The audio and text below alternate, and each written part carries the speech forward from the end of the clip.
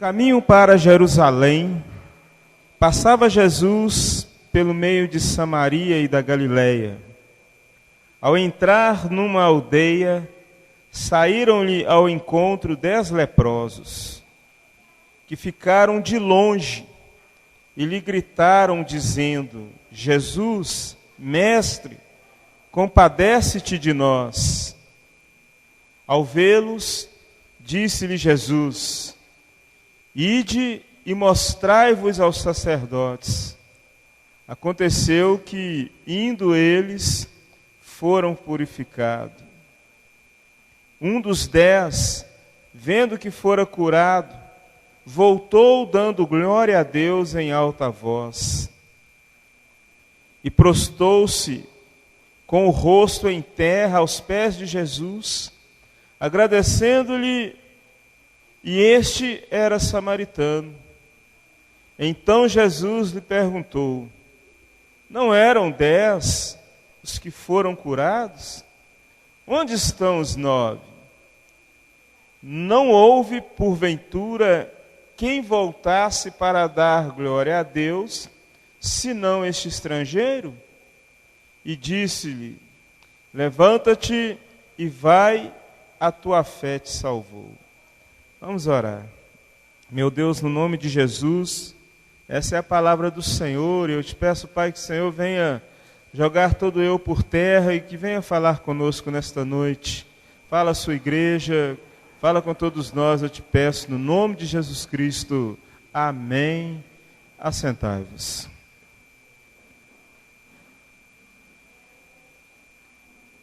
Irmãos, analisando esse texto, essa passagem bíblica, Deus, eu confesso que tratou no meu coração algumas coisas que eu quero compartilhar à igreja, que é de suma importância. Porque muitas vezes nós podemos ser parte de um ou de outro. Aqui nessa história nós temos 2 representatividades na história da Bíblia Sagrada. Nós temos um apenas representando os gentios, um estrangeiro, como diz a passagem bíblica, e 9 representando os judeus que se contentavam muito em pertencer a uma linhagem abrâmica, que a Bíblia diz que são filhos da promessa, né? E passando todas essas gerações, chegando até os dias de Jesus, ainda havia muitos que batiam no peito, dizendo-se ser filho de Abraão e que por causa disto eles eram os únicos especiais desta terra, que Deus estava voltado somente para eles. E havia esse entendimento entre os judeus, principalmente os da linhagem sacerdotal, né, da ordem sacerdotal, escribas, fariseus, e depois todos assumiram essa visão, essa ideia, né, de que Deus existia só para eles, né? Não, nós somos da descendência de Abraão, temos uma promessa e tudo mais. E esta certeza que eles alimentavam dentro de si, essa convicção que eles tinham dentro de si, isso fez deles um povo um tanto quanto orgulhosos. E esses é que a história está dizendo aqui, que receberam de Deus e não agradeceram o que o Senhor fez por eles. E muitas vezes nós passamos a ficar na igreja levando uma vida às vezes tão religiosa, que também acabamos por entender às vezes que a atenção do Senhor é toda para nós e que nós não precisamos fazer nenhum esforço, que não há mais necessidade, às vezes, nem sequer de orar, né? De orar. Então, o que nós vimos nessa passagem é algo assim que eu considero interessante. Primeiro, o título é muito conhecido dos leitores da Bíblia. Existem algumas passagens bíblicas que torna-se popular. Travessia do Mar Vermelho, esta aqui, a cura dos 10 leprosos, né? E etc. Outras passagens do gênero, muito conhecida. Mas, observa bem, havia 10 leprosos. Esses 10 leprosos, segundo a história, foram os que aproximaram-se de Jesus de longe, no propósito, na expectativa de receber a cura das suas doenças. É importante nós observarmos também que lepra, naqueles dias, era uma doença incurável, uma doença que excluía as pessoas, excluía o doente da sociedade, fazia com que eles passassem por vergonha, humilhação, abandono, desprezo da sociedade, até mesmo dos familiares. E a vida dos leprosos era muito difícil. Hoje não. Hoje tem um nome até técnico para essa doença. Não precisa falar, né, que uma pessoa é leprosa ou tem lepra, né? Ele tem hanseníase. É até bonito, entendeu? Hanseníase, né? Esse nome não soa mais tão vergonhoso, né?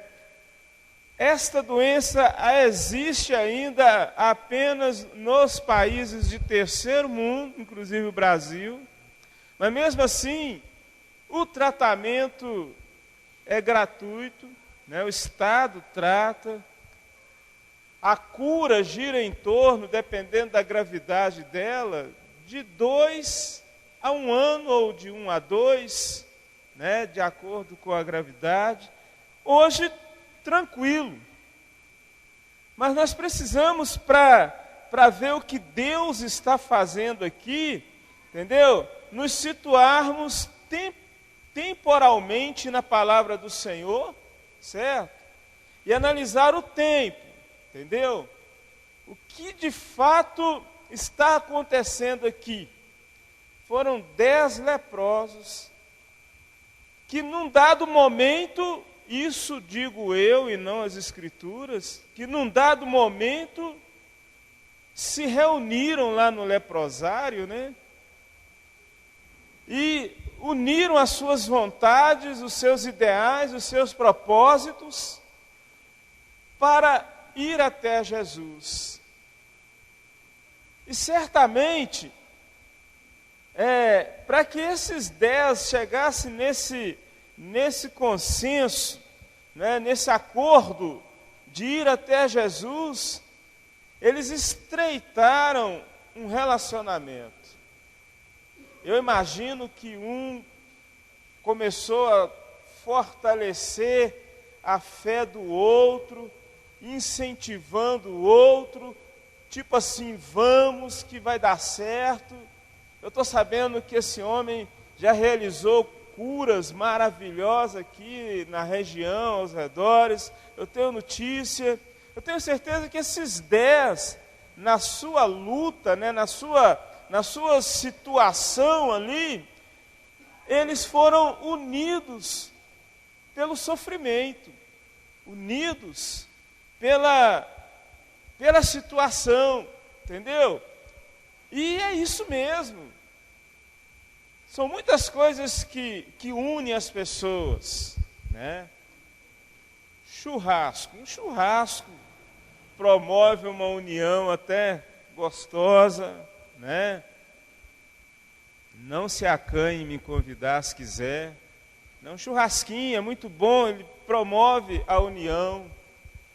Uma festa, né? São várias situações que promovem a união, mas a dor, o sofrimento também promove a união, entendeu? Promove essa comunhão. Eu me lembro que eu tive algumas experiências na minha fase de jovem, quando prestando serviço militar no Exército, ali no Rio de Janeiro. Eu me lembro que o nosso batalhão, ele comportava, em média, umas 900 pessoas dividido ali em companhias dentro do quartel. E eu tenho umas lembranças assim da primeira, segunda semana da gente ali, em que, quando o comando nos reuniu, todos ali, né, levou a gente para um pátio central assim do quartel,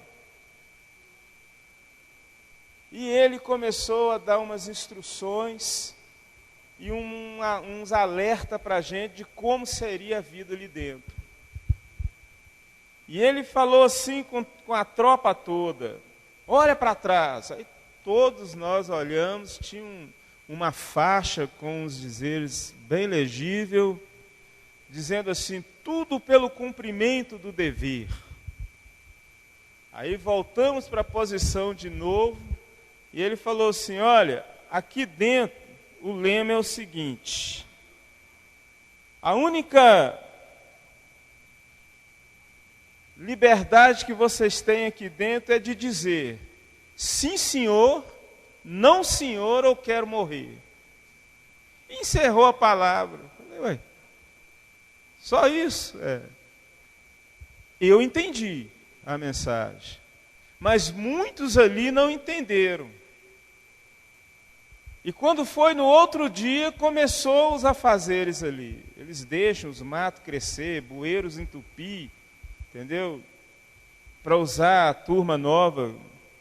Aí os comandos começou a selecionar as pessoas para trabalhar, os soldados. E começou pelas profissões, perguntando as profissões de cada um. Quem é mecânico? Levantava a mão, ia para um lado. Entendeu? Quem trabalha com escritório? Levantava a mão, ia para o outro lado. E foram, até chegou no peão, né? Quem faz serviços gerais aí? Servente, pedreiro e tudo, e chegou minha vez. Tudo. Aí fomos para o outro lado. Aí ele falou assim: agora nós vamos distribuir as ferramentas de serviço, né? Já sabemos quais são as funções. Primeiro os da caneta, do escritório, né? Eles trouxeram um punhado de pá, picareta, enxada, entregaram para eles. Falei: ixi, né? E foram distribuindo dessa forma, que acaba que eu me dei bem. E os peões do serviço de pedreiro, eles colocaram como encarregado. Estratégia lá deles, né? E eu me dei bem, graças a Deus. Aí o que aconteceu? O que aconteceu? Fomos para lá, eu fui acompanhar. Aí eu me lembro de ver um dos soldados lá, que estava na enxada, no meio de um mato lá, capinando, parou e falou em voz alta assim: isso é humilhação demais. Eu nunca passei por isso na minha vida, era filho de gente bem de posição econômica. E o comando dele escutou, sabe? Nele escutar, ele foi até a ele. Repete aí, moço. E ele ficou sem jeito e ele foi obrigado a repetir. Depois que ele repetiu, ele falou com ele assim, abaixa aí. Ele abaixou nessa posição assim de joelho. E esse comandante pegou na gola da camisa dele, levava a cara dele lá no meio do mato e falava com ele assim, morde! Ele tinha que morder, ele mordia aquelas moitas de capim, ele puxava de novo, saía com aquelas moitas de capim, e eu olhando aquilo ali assim, falei, meu Jesus, sabe, já sei o que eu tenho que fazer aqui, entendeu? E foi essas experiências, e as diferenças que haviam entre nós ali, nas 2 primeiras semanas, causava muito desencontro de expectativas e de ideia entre nós ali. Eram diferenças gritantes. Por exemplo, na fila do almoço, eu vi soldado repugnar aquela comida. Na minha casa eu nunca comi um trem desse. E quanto a mim, na minha casa eu nunca tinha comido uma comida daquela também, você entendeu? Mas ela para mim representava uma comida de um hotel 5 estrelas. A diferença era gritante demais ali entre a gente. Eu nunca tive uma cama tão boa, um colchão tão legal igual aquele que eu usava lá, entendeu?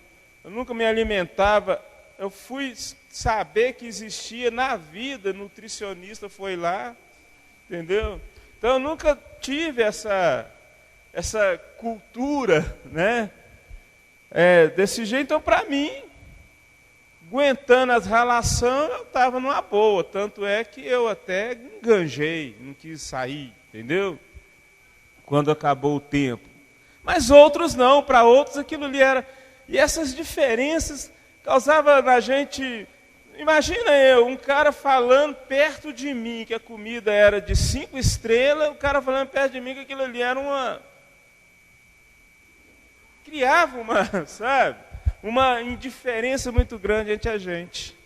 Mas só que no findar de umas 2 semanas, o sofrimento ali era tão grande que os que estavam se sentindo superiores ali dentro, na tropa, começaram a perceber que se não houvesse união ali, os isolados iam sofrer muito mais. Sabe? Aí a turma começaram a ceder, entendeu? Viram que não tinha jeito, os primeiros 40 dias não pode nem ir embora para casa, certo? Os caras foram sentindo que ali a gente precisava ser unido naquele sofrimento se quiséssemos amenizar um pouco a nossa dor, a nossa dificuldade. Eu recordo que eles tinham muito o costume de pôr a gente assentado, né, de perna cruzada, nessa posição de perna cruzada, sem encosto. Aí vai indo, cadeira, né, escadeira começava a doer e tal, aí o que um começou a planejar? A gente começava a pedir as costas do outro, entendeu? Não, vira para cá. A gente virava, encostava, apoiava nas costas um do outro, sentia até o calor do outro, né? As coisas assim, e descansava, entendeu? E aquela união, entendeu? Motivada pelo sofrimento, foi gerando entre nós amizades, companheirismo, né? Companheirismo. Nós tínhamos nos acampamentos um cantil que pegava 1 litro d'água para passar 24 horas. Mas não é 1 litro d'água para 24 horas na sombra, numa boa. É ralando, correndo, rolando no mato, que com meia hora a gente já estava cheio de sede. Aí tinha aqueles que bebiam. Em menos de meio-dia já tinham consumido a água toda, e aí? O abastecimento era só de 24 em 24 horas. Aí esse cidadão tinha que depender de quê? Entendeu? Do corporativismo, do amor de um outro soldado, né? Experiência para não beber aquilo mais de novo. Depois nós aprendemos a beber água, uma balinha de hortelã, um gole só de água, bochechar na boca. A hortelã faz com que ela desça geladinha, parece que fosse uma geladeira, e ó, daí passou um tempo, sobrava água de todo mundo. Mas era a situação que gerava essas coisas. E analisando esse texto, eu falei, gente, tinha uma renca de leprosos ali, por que só 10? Aí eu tive esse entendimento, certamente lá no leprosário, esses 10 se uniram em torno do seu sofrimento, da sua situação. E eles então chegaram a esse acordo, vamos até Jesus. E a situação deles era tão difícil, que o texto diz aqui que eles chegaram de Jesus de longe. Porque cheiravam mal. Ninguém queria essa classe de pessoas perto deles. Entendeu? Ninguém queria. Eu conheci cheiro de leprosos na minha infância. Andavam muitos pelas ruas. Igualzinho esses aqui, já caindo membro do corpo. E eu tenho lembrança do cheiro deles, é ruim. Muito ruim. Tanto que eles chegaram até Jesus, chegaram assim de longe, certo? De longe. Mas eles foram. Eu não sei qual foi o tempo da união desses 10, desde que um deles começou a puxar a fila ali, tinha um líder, com certeza. Né? Eu não sei quanto tempo eles ficaram juntos, unidos, nesse propósito, mas ficaram. E quando chegaram até Jesus, Jesus não hesitou, mas simplesmente, respeitando a lei, Jesus não veio para desfazer a lei, a palavra de Deus diz isso, e sim para cumprir a lei. O que diferenciava Jesus dos sacerdotes, daquelas autoridades religiosas, eram que Jesus tinha a interpretação correta da vontade de Deus na lei. E ele era justo. Eles não deixavam o diabo, Jesus não deixava o diabo interferir na mente deles para mudar algumas verdades, entendeu? Como os fariseus deixavam, né? Jesus pegava a lei e interpretava pelo Espírito Santo e aceitava a vontade de Deus pela lei do jeitinho que ela era. Mas os fariseus e hipócritas, principalmente, eles tiravam proveito disto para receber honrarias nas ruas, né? A Bíblia diz que eles gostavam de orar em voz alta nas esquinas das ruas. Tiravam proveito de Jesus, não. Jesus pegava, né, veio de Deus, ele tinha a interpretação correta da lei. Então, isso fazia a diferença de Jesus e eles. Então, Jesus não teve nenhuma intenção de usurpar aquilo que deveria ser do sacerdote. Porque ao serem curados, aqueles leprosos, eles tinham que se apresentar aos sacerdotes, até mesmo para os sacerdotes legalizar a situação deles. Porque era a função dos sacerdotes liberar um leproso depois de examiná-lo e ver que ele realmente estava limpo, para inseri-lo na sociedade novamente. E Jesus respeitou isso.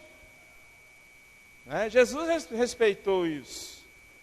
Interessante que Jesus ele não quebrou nenhum princípio ético, né? Hoje está muito diferente, entendeu?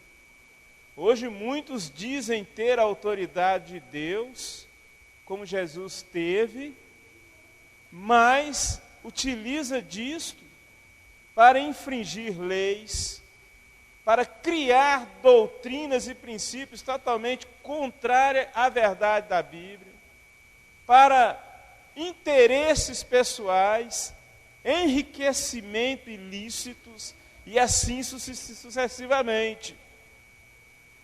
Mas com Jesus não era assim. Então Jesus respeitou, vai e mostra o sacerdote. E eles foram imediatamente, no caminho eles já ficaram sãos, ficaram limpos daquela lepra. Chegou lá, o sacerdote examinou, deu declaração de liberdade novamente na sociedade, tudo. Só que percebe-se aqui que 9 desses 10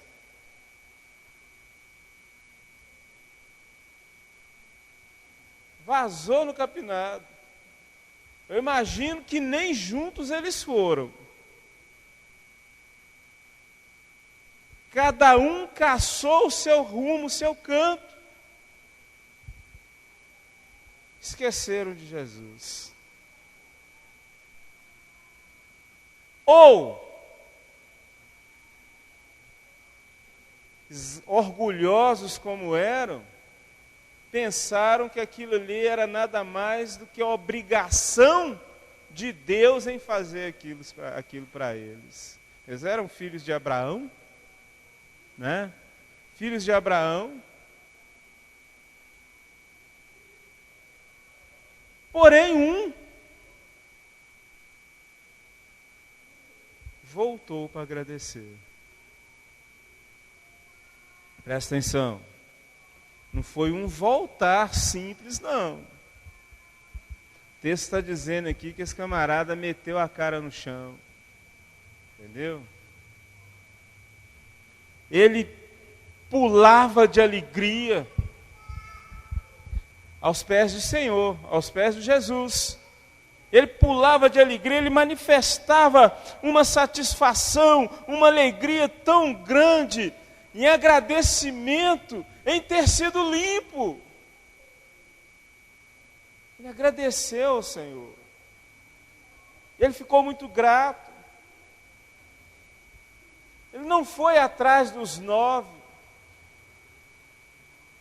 Esse camarada fez a diferença. Eu acho que ele que era o líder dos 10. Ele fez a diferença.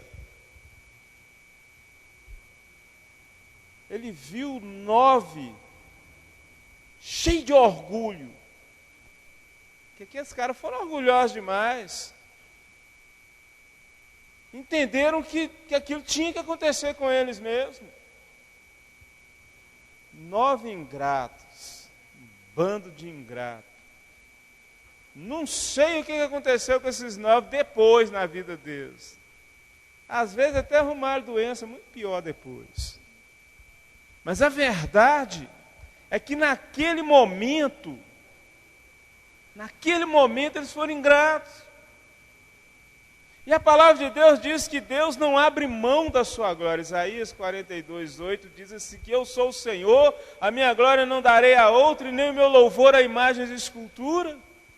E o Senhor não abre mão da sua glória.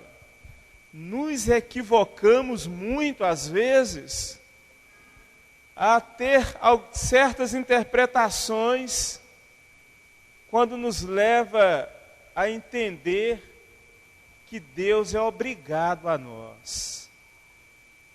Tem gente fazendo cada tipo de desafio aí. Teve um certo pregador da mídia que uma mulher chegou para pedir a ele oração para passar numa prova de vestibular, parece-me. E ele pôs as mãos sobre a cabeça dela, orou, Deus abre a mente dela para passar nessa prova, e fez aquela oração pentecostal e tudo, depois apontou o dedo para o céu, como se estivesse falando para Deus, e é o fulano que está pedindo, hein? Como se ele fosse alguma... Se vocês me permitirem, vou falar uma palavra meio chula aqui. Pode? Como se fosse alguma merda. É fulano de tal que está pedindo, ô gente. Então, muitas vezes, se confunde as coisas. Orações tipo, Senhor, se o Senhor não fizer isso e isso para mim, eu não vou fazer isso ou aquilo. Se dane, rapaz. Você fazendo ou não fazendo, não vai mudar a essência do nosso Deus. Ele é Deus, Ele é Senhor, soberano. Quem não quiser, como diz um sertanejão aí do mundo, quem não for filho de Deus está na unha do capeta. Entendeu? Não adianta. E muitas vezes então nós confundimos muitas coisas, certo? Confundimos as coisas. Observa bem, a salvação é pela graça, concordam? Concordam? Mas ela não é de graça, não. Não é de graça. Igreja, no plano de Deus, é um exército. É uma igreja militante. A palavra de Deus diz que as portas do inferno não prevalecem contra a igreja de Cristo. Isso quer dizer que a igreja está em confronto direto com as forças espirituais da maldade. O apóstolo Paulo, escrevendo aos Efésios, ele disse que nós não lutamos contra carne e sangue, mas contra as forças espirituais do mal, da maldade. E se é assim, a igreja é militante, porque o diabo ele não para. Ele não para. E as suas armas são poderosas do inimigo. Vocês sabem disso, vocês conhecem pessoas, famílias que estão todas rebentadas aí nessa sociedade. E às vezes são pessoas suas também. E o diabo não para. A palavra de Deus diz que ele veio para matar, roubar e destruir. E ele faz isso muito bem no seu projeto. E a igreja do Senhor é uma igreja militante, porque Jesus diz que as portas do inferno não prevalecem contra. E se a igreja é uma igreja militante, que batalha contra as forças espirituais da maldade, quer dizer que o general desse exército, que é Deus, que é Cristo, o nosso general é Cristo, amém? Ele não recruta frouxo, não. Não. Por isso Jesus, quando recrutou os primeiros, que foram os 12, Jesus falou muitas coisas para eles, entendeu? Entre tantas coisas que Jesus disse para eles, Jesus falou, tem de bom ânimo. Eu venci o mundo e vós vencereis também. Então nós não fomos recrutados para viver de barriga para cima num oásis, não, gente. Deus nos deu a garantia da vitória, amém? A cada dia que vencemos, graças a Deus por isso, aleluia, graças a Deus por isso. mas somos militantes. E o Senhor não recrutou frouxo. Você não é frouxo. Fala para o seu irmão do lado, você não é frouxo, não. Então observa bem, se o Senhor fez assim, é porque nós temos que militar também. E entender que o nosso descanso, a nossa vitória será concluída no dia do Senhor, quando o Senhor arrebatar essa igreja e levar para o céu, amém? Lá estaremos com o Senhor para sempre. Mas enquanto isto, é peleja. Por que eu estou dizendo isso? Vocês vão entender. Dentro desta igreja organizacional, estrutura, né? Tipo Igreja Batista El Shaddai, entendeu? Se eu tivesse lembrado desse nome antes do Vinícius, eu tinha posto, era ele também. Igreja Batista El Shaddai, né? Essa igreja, ela tem um CNPJ, ela é inscrita, né, estadual e municipalmente falando. Dentro dela tem uma ordem eclesiástica, uma estrutura eclesiástica. Desde o pastor, o presidente da igreja, até o último cooperador. Aí tem essa hierarquia que precisa ser respeitada. Na igreja tem, né? Tem aqueles que o Senhor colocou sobre o outro, para liderar, para orientar, né, para dar diretrizes, etc. Mas quando se trata da igreja de Cristo, de um modo geral, a igreja de Cristo, essa hierarquia some, e só o Senhor é o cabeça, amém? Cristo é o cabeça da igreja. Nós cremos nisto, amém? Cristo é o cabeça da igreja, Ele é o cabeça, Ele é o nosso general, e todos são soldados, guerreiros de Cristo, e estão nessa luta combatendo o mal, amém? Combatendo o mal, combatendo o mal. Então, Jesus, Ele nos deu a salvação pela graça, favor imerecível, né? Ele foi no Calvário, pagou o preço de cruz, fomos justificados diante de Deus como se justo fôssemos, tudo bem e tudo, mas não é de graça, porque Deus espera retorno nosso. Deus espera retorno. Fala de novo aí. Deus espera retorno. Sabe por que espera?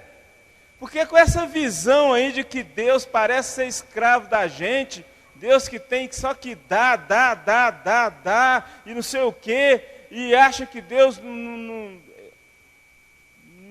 espera nada da gente, entendeu? Isso é errado.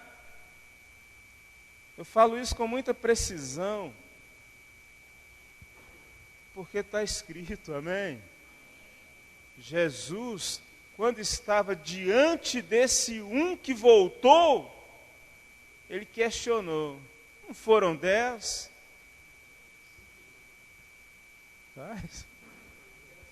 Não foram 10? Onde estão os 9? Será que Jesus está aqui fazendo uma indagação, expressando um sentimento de satisfação e alegria?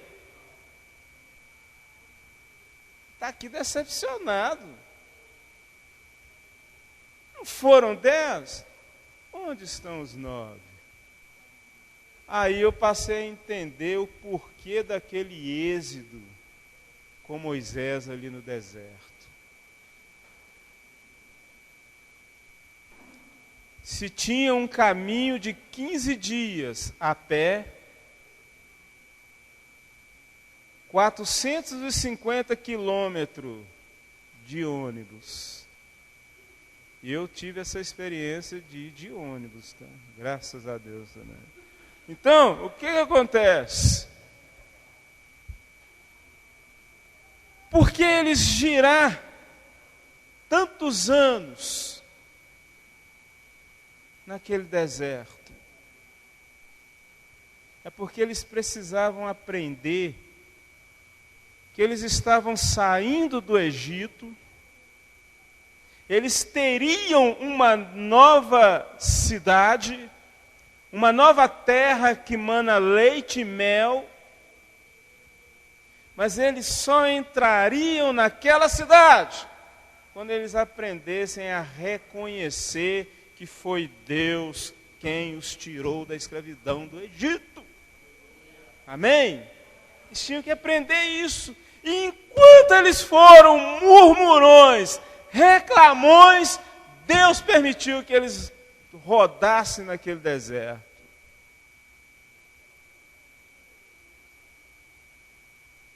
E até Moisés assumiu uma intimidade tão grande com Deus que ele confundiu ela. Confundiu ela. De servo, ele passou a entender que era um companheirão de Deus. Nós não somos companheiros de Deus. Nós somos servos de Deus.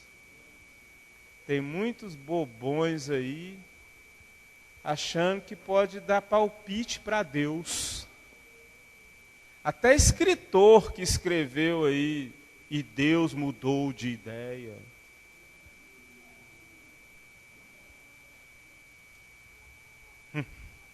Então observam bem, até o Moisés perdeu, não conseguiu entrar naquela nova cidade, porque utilizou de uma intimidade tão grande com Deus, ao ponto de desobedecer. Por isso que eu sou meio contrário a essa visão de alguns pastores, de ficar fazendo muita amizade com o irmão. Tem pastor que pega o irmão, joga nas costas, e joga para o lado, e bate e tal. Costuma até confidenciar com ele tudo, aquela coisa toda, depois quebra a cara. Que a ovelha, na hierarquia organizacional, vocês entenderam? Ovelha tem que saber o seu lugar e pastor saber qual é o seu lugar também. Entendeu? Então, observa bem. Sempre aparece um, de vez em quando lá na igreja, chega em mim, dá um tapinha no meu ombro. E aí, Darcy? Dá vontade de dar um tapa na orelha desse cara? Assim. Entendeu? Tá doido ele. Eu passei fome no campo missionário, passei num tal de exame teológico, eu fui até reprovado no primeiro, suei a camisa para o cara...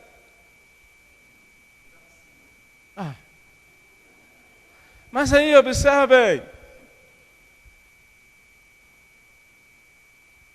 até com essa vida de oração nossa, com essa intimidade que nós entendemos como intimidade com Deus, nós temos que reconhecer nossos limites.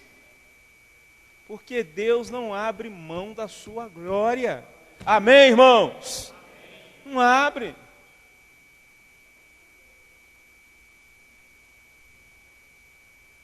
Não abre mão.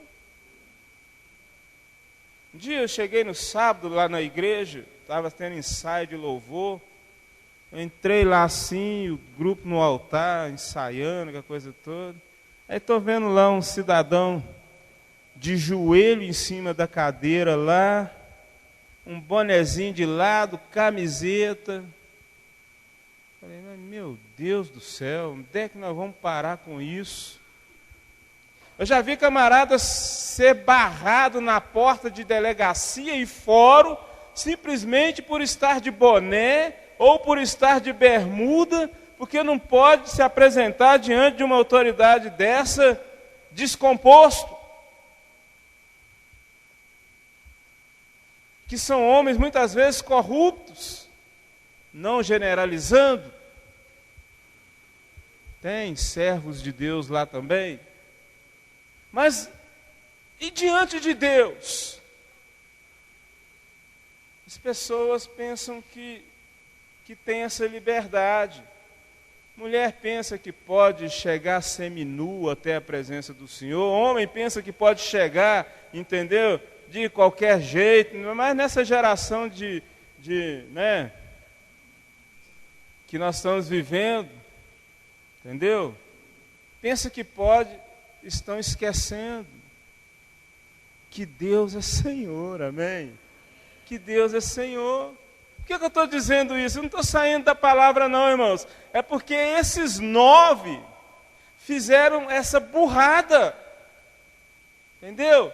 Porque se analisarmos aqui, de fato, nós vamos entender que se algum deles aqui pudesse ter algum argumento para não voltar para agradecer, foi o que voltou. Sou judeu. Já vive a humilhação de ser excluído da promessa. Mas é justamente o que voltou. Por isso que eu acho bonita aquela atitude da mulher cananeia quando chega para Jesus, e Jesus se põe diante dela. Mas Jesus era muito educado. Você acredita que Jesus estava torcendo para acontecer aquilo com aquela mulher?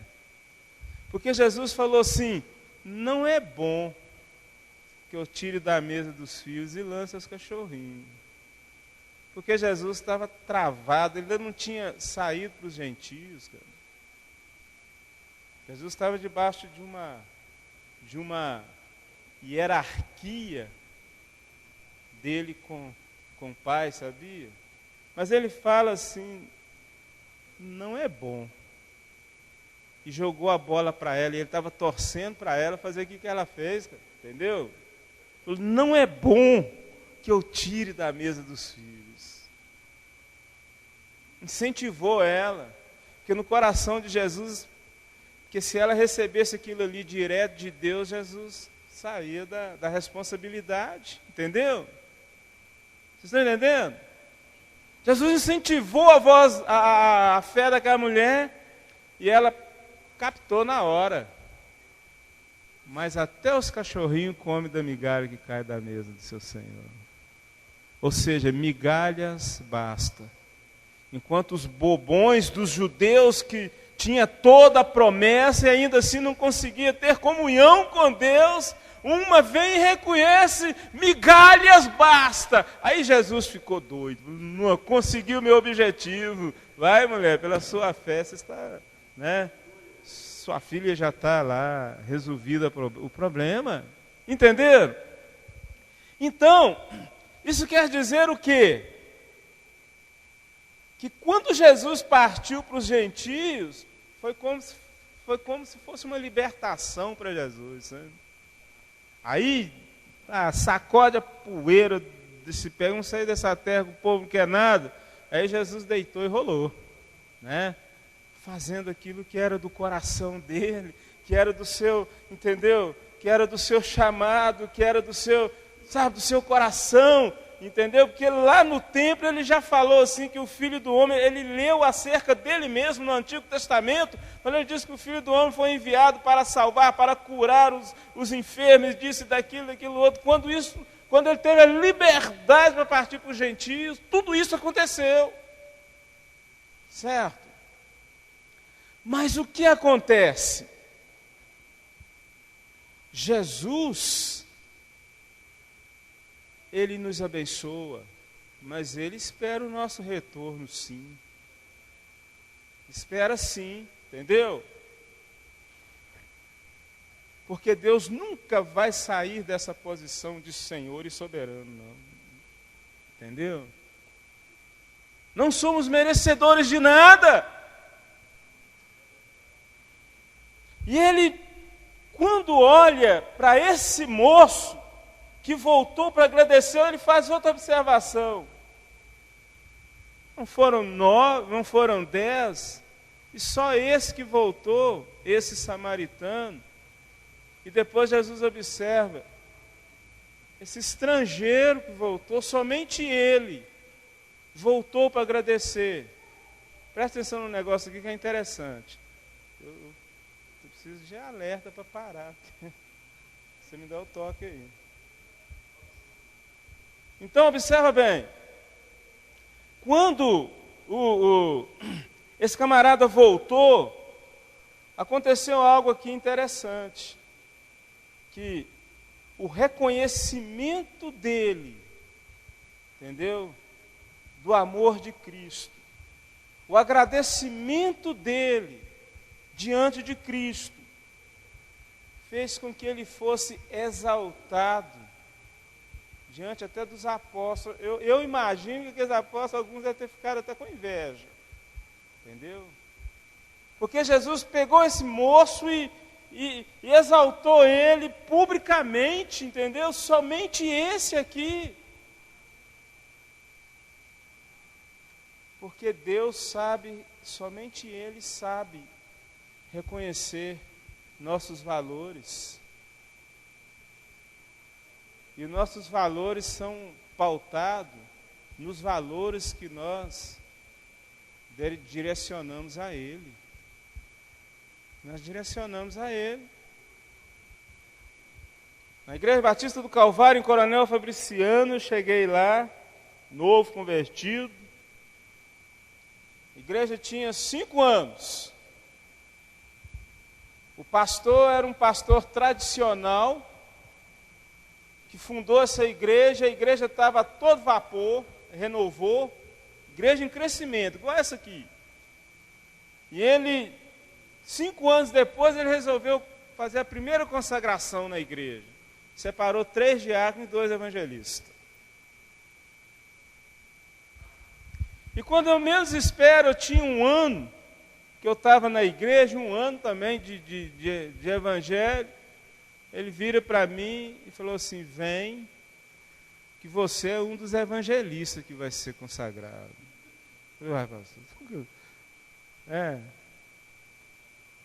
Aí, no dia da minha consagração, tinha um irmão lá, que é fundador junto com ele, e era até irmão de sangue dele também, hoje pastor.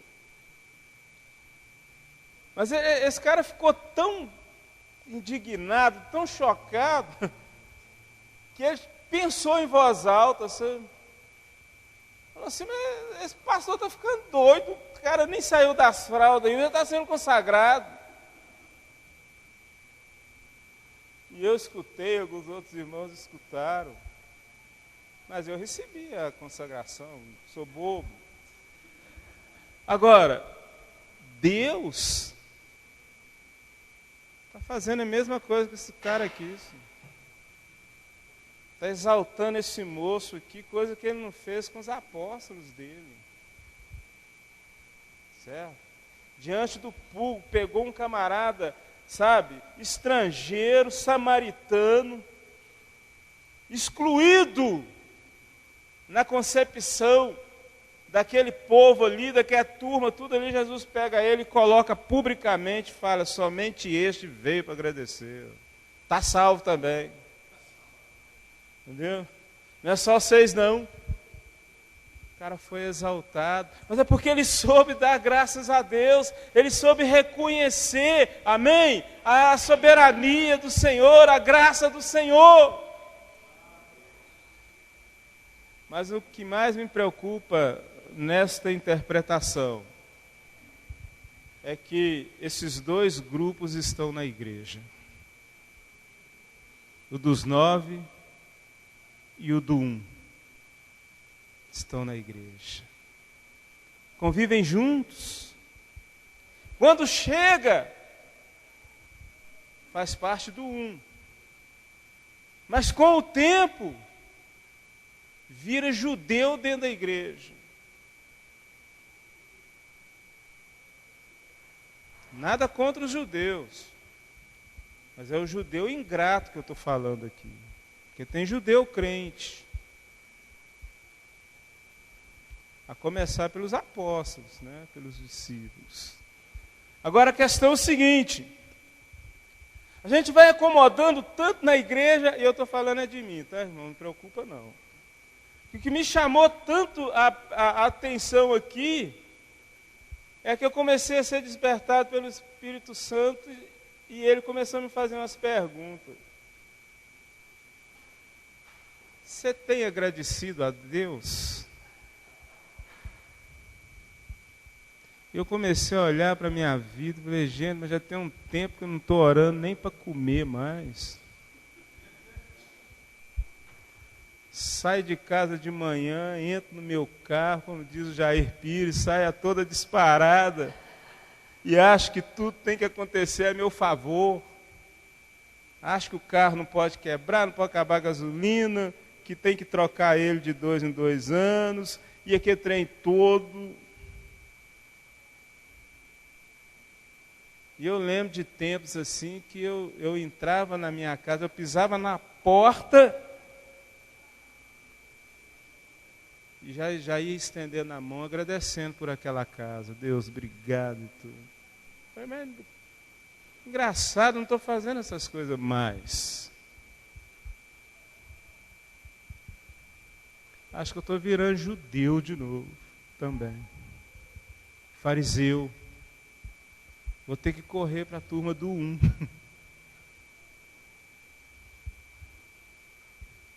Entenderam? É fácil chegar gentio na igreja e no meio do caminho se transformar em judeu, tá? Se transformar em judeu. Motivo para agradecer nós temos de sobra. Pelo ar que respiramos, nós já temos que agradecer. Temos que agradecer o Senhor. Você tem muito motivo para agradecer a Deus. Você tem um teto, que seja de aluguel ou próprio. Há motivo de agradecer a Deus. Você tem quem gosta de você.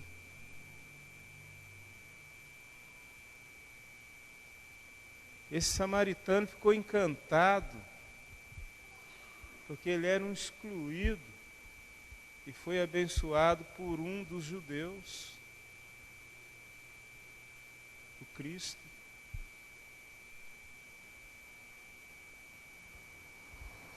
E nós não devemos estar dando graças a Deus somente no sofrimento igual os 10, não. Enquanto estava leproso, não, vamos lá, se pudéssemos olhar no rosto deles, era tudo gente boa, humilde, né? Mas recebe a cura.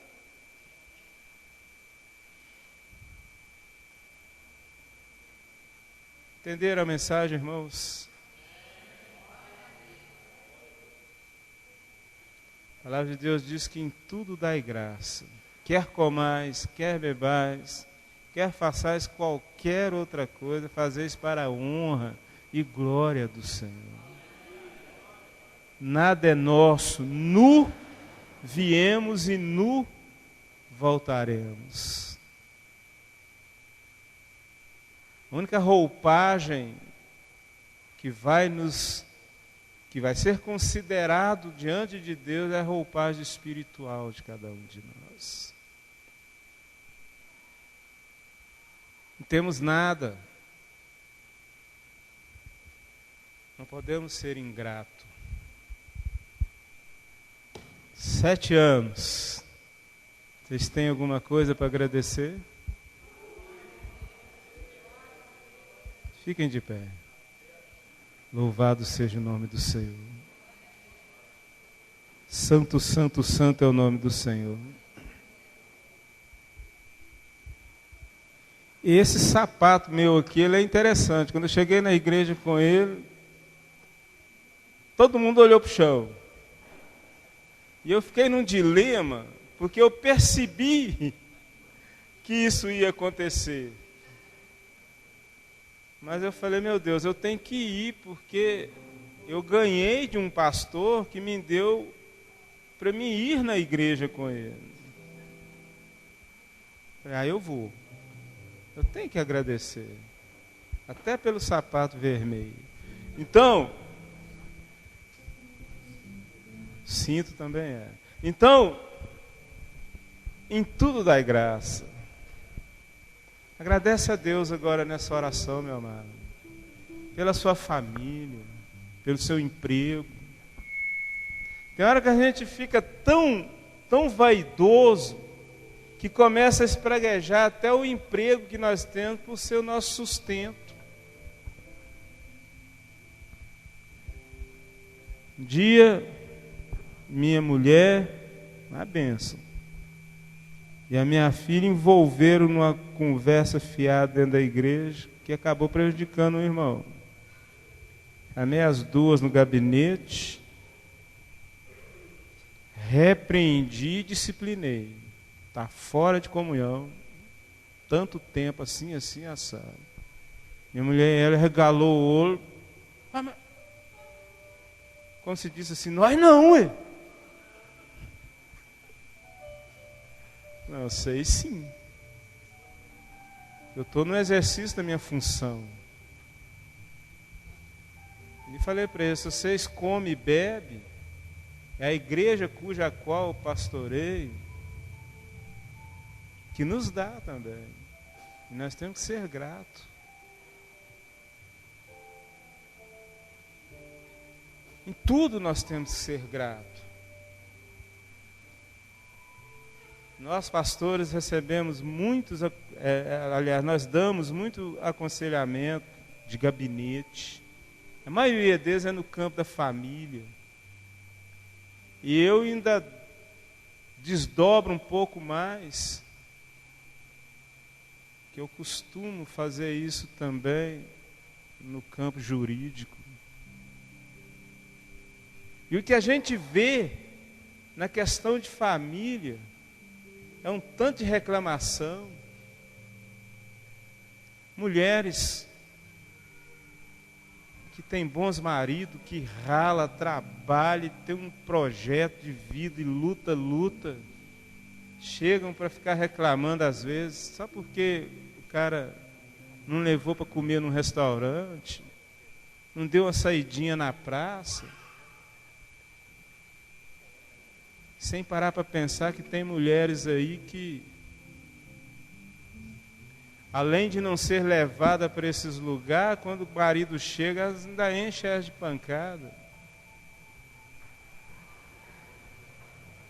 Homens que têm mulheres que são diamantes, que são ouro. Ah, pastor, minha mulher agora pensa que a vida dela é só na igreja. Se não fosse na igreja, estava conversando fiado na casa do vizinho, fazendo fofoca, ou gastando cartão de crédito no shopping. Então sabe, são tanto motivo para agradecer, que o para reclamar poderia ficar oculto diante de tantas bênçãos que o Senhor tem nos dado. Eu gosto demais daquele hino, né, do cantor cristão. Quantas bênçãos, quantas são recebidas da divina mão. Uma, dize-as de uma vez, e o quanto Deus já fez. Eu não sei cantar, né? Eu sou ruim demais. Agora, imagina, irmãos, é tempo de agradecer. Às vezes nós temos que agradecer até por ter quebrado uma perna, porque ficou uma inteira. Entendeu? Às vezes nós temos que agradecer até por estar ganhando só um salário, porque sem ele o destino é bater na porta dos outros e pedir esmola.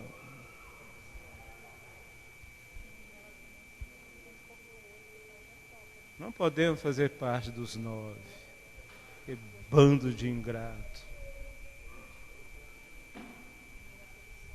só pensaram neles.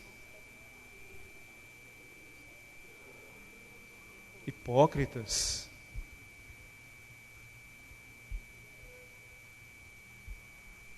Qual dos dois grupos você está pertencendo? Vou orar. Fala com Deus. Pai, no nome de Jesus Cristo, coloco diante do Senhor agora, Pai, a minha vida. Coloco essa igreja diante do Senhor, ó Deus. Senhor Deus, venha, ó Pai, fazer com que o Espírito Santo termine essa mensagem no nosso coração, na nossa alma. Que o fechamento é do Senhor. Meu Deus, que o Senhor Deus venha receber de cada um de nós, Pai, esse sentimento de gratidão. Como estaria a nossa vida hoje fora do Senhor? Como seria a nossa casa? Meu Deus, eu quero te agradecer por tudo que o Senhor tem feito, Deus. Pelo emprego, pela família, pelo carro, pela casa, pelo namorado, pela namorada, pelo cônjuge. Meu Deus, em nome do Senhor Jesus, Pai. Sabemos que o Senhor espera o nosso retorno. O Senhor abençoa, mas a honra sempre é do Senhor. E se nos humilharmos diante do Senhor, reconhecendo a sua glória, o Senhor só nos abençoa mais. Como este moço, o Senhor colocou ele mais alto naquele momento do que até mesmo dos seus apóstolos. O Senhor o exaltou publicamente, tal como também a mulher cananeia, que soube reconhecer a soberania do Senhor. E nós queremos ser estes, ó Deus, que vamos também reconhecer, ó Pai, que sem o Senhor não podemos fazer nada. Pai, em nome de Jesus, abençoa essa igreja. E muito obrigado por mais esse aniversário.